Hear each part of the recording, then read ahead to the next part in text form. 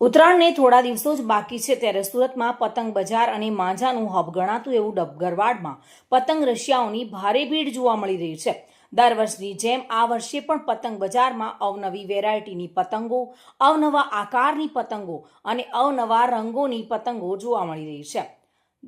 ગયા વર્ષની કમ્પેરિઝનમાં આ વર્ષે ભાવમાં કંઈક ખાસ વધારો જોવા મળ્યો નથી।